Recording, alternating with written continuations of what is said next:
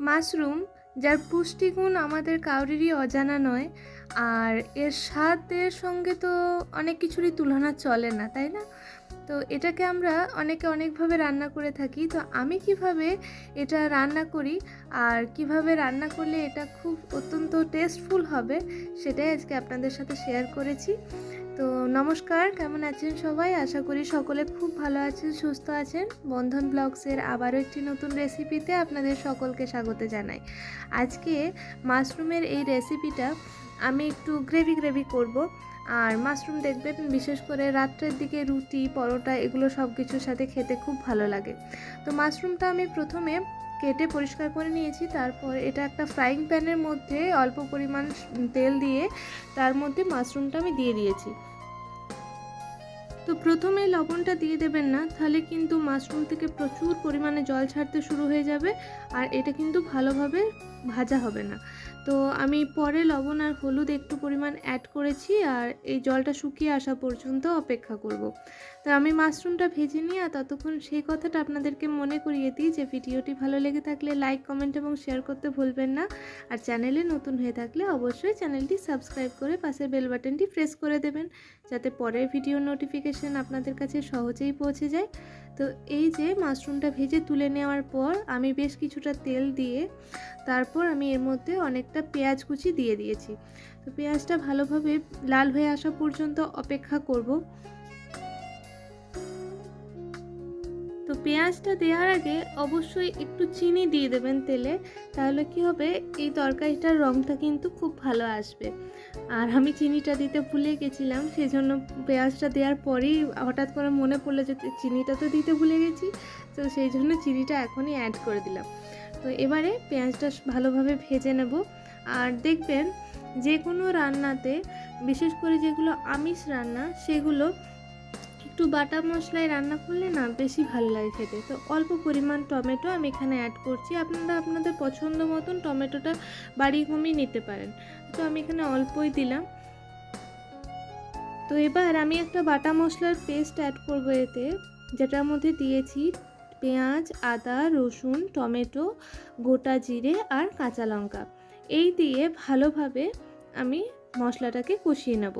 তো আমি এখানে টমেটো বেটেও দিলাম আর টমেটো কিন্তু কুচিও দিয়েছি। তো এই যে দেখে হয়তো আপনারা বুঝতেই পারছেন যে এখানে টমেটোটার পরিমাণটা কিন্তু একটু বেশিই লাগবে। তো এই যে দিয়ে তারপর ভালোভাবে মশলাটা যতক্ষণ না ভালোভাবে তেল ছেড়ে আসে ততক্ষণ পর্যন্ত অপেক্ষা করব। আর এর মধ্যে এবারে পরিমাণ মতন হলুদ গুঁড়ো আর ধনে গুঁড়োটা আমি অ্যাড করে দেবো। ধনেটা আপনারা বেটেও দিতে পারেন, কিন্তু ধনেটা যেহেতু আজকে আমার কাছে অ্যাভেলেবেল ছিল না, গোটা ধনেটা, সেজন্য আমি গুঁড়োটাই দিয়েছি। তো রান্না করার সময় আরেকটা টিপস আপনাদেরকে বলি, যে কোনো গুঁড়ো মশলা যখন রান্নায় অ্যাড করবেন সেটাকে অল্প জলে আগে গুলিয়ে নেবেন, তারপর সেটা রান্নায় অ্যাড করবেন। তাহলে কি হবে, মশলাটা কিন্তু ডাইরেক্ট যখন আপনারা তেলের উপরে দেবেন সেটা তলায় লেগে যাওয়ার একটা সম্ভাবনা থাকে, পুড়ে যাওয়ার সম্ভাবনা থাকে। তো সেটা জল দিয়ে গুলিয়ে নিলে কিন্তু আর সেটা লাগবে না। এবার আমি এর মধ্যে অল্প পরিমাণ কাশ্মীরি লঙ্কার গুঁড়ো দিয়ে দিলাম আর তারপর ওই যে হলুদ গুঁড়ো, জিরে গুঁড়ো, ধনে গুঁড়ো, যে মশলা, গুঁড়ো মশলা যেটা ছিল সেটা গুলে রেখেছিলাম, সেটা এর মধ্যেও দিয়ে দিলাম। এবারে ভালোভাবে কিন্তু কষিয়ে নেবার পালা। কেননা মশলাটা যত ভালো কষানো হবে তত ভালোই কিন্তু রান্নাটার স্বাদ আসবে। তাই একটু ধৈর্য নিয়ে, সময় নিয়ে একটু ভালোভাবে মশলাটাকে কষিয়ে নেবেন। আর এই সময় আঁচটা কিন্তু মিডিয়াম টু লো ফ্লেমেই রাখবেন, কারণ হাই হিটে দিলে কিন্তু মশলাটা ওপর থেকে রং চলে আসবে, কিন্তু এটা ভালোভাবে কুক হবে না। তো এই যে আপনারা দেখে বুঝতেই পারছেন যে আমার মশলাটা ভালোভাবে কষানো হয়ে গেছে আর ওপরটা থেকে একদম ভালোভাবে তেল ছেড়ে এসেছে। তো চলুন এবারে কয়েকটা আলু সেদ্ধ করে রেখেছিলাম, সেই আলুগুলো এর মধ্যে দিয়ে দিচ্ছি। তো এটা আপনারা স্কিপ করতে পারেন, কিন্তু আমাদের বাড়িতে যেহেতু সবাই একটু আলুটা পছন্দ করে, সেই জন্য যে কোনো তরকারি হলেও আমি একটু আলু দিই। তো এবারে ভেজে রাখা মাশরুমটাও দিয়ে দিলাম। এবার মশলাটার সঙ্গে মাশরুম আর আলুটা একটু ভালোভাবে নেড়েচেড়ে মিশিয়ে নেব। তো আমরা রান্নায় বেশ শেষ পর্যায়ে চলে এসেছি, আর বেশিক্ষণ কিন্তু রান্নাটা করতে সময় লাগবে না। তো এইভাবে ভালোভাবে নেড়ে চেড়ে একটু মশলাটার সঙ্গে আলুটা আর মাশরুমটা মিশিয়ে নিলাম।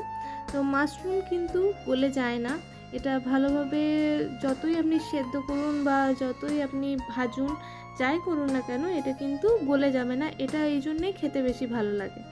আর এর মধ্যে আমি দিয়ে দিলাম পরিমাণ মতন লবণ। রোজ নানা রকম সবজি, মাছ, মাংস খেতে খেতে যখন আমরা ক্লান্ত হয়ে যাই, তখন কিন্তু মুখের স্বাদ বদলের জন্য এরকমভাবে 1-2 দিন কিন্তু আমরা মাশরুম রান্না করে খেতেই পারি। তো অবশ্যই সকলে বাড়িতে এরকমভাবে ট্রাই করে দেখুন।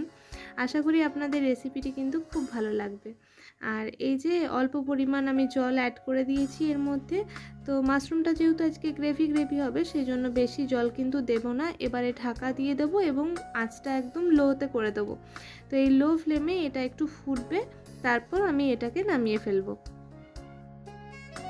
তো ঢাকা দিয়ে দিয়েছিলাম, এই যে ঢাকা খুলে দেখি যে বেশ ভালোভাবেই ঝোলটা ফুটছে। তো এটা আর একটু শুকনো শুকনো হবে, কেননা মাশরুমটা একটু শুকনো শুকনোই রুটি পরোটার সাথে খেতে ভালো লাগে। এটা ভাতের সাথে যতটা না ভালো যায়, তার থেকে বেশি রুটি পরোটার সাথে বেশি ভালো যায়, তাই না? আর কালারটা দেখুন কি সুন্দর এসেছে। টমেটোটা দেওয়ার জন্য না বেশি কালারটা ভালো এসেছে আজকে। তো এই যে আমার ভালোভাবে এটা শুকনো শুকনো করা হয়ে গেছে। তো চলুন এটার ফাইনাল লুকটা আপনাদের সাথে শেয়ার করি। তো এখানে নিয়ে নিয়েছি একটা বোল, আর এই বোলের মধ্যে আমি এটাকে সার্ভ করব, আর ওপর থেকে একটু শাহি গরম মশলা ছড়িয়ে দেবো। তো এতক্ষণ পর্যন্ত ধৈর্য নিয়ে যারা আমার ভিডিওটি দেখছিলেন, তাদেরকে সকলকে অসংখ্য ধন্যবাদ জানাই। আজকের ভিডিও আপনাদের কেমন লাগলো জানাতে কিন্তু ভুলবেন না। আর চ্যানেলে যদি নতুন হয়ে থাকেন তো অবশ্যই চ্যানেলটি সাবস্ক্রাইব করে পাশে বেল বাটনটি প্রেস করে দেবেন, যাতে পরের ভিডিও নোটিফিকেশান আপনাদের কাছে সহজেই পৌঁছে যায়। দেখা হচ্ছে আবার নেক্সট ভিডিওতে। সকলে ভালো থাকুন, সুস্থ থাকুন, ধন্যবাদ।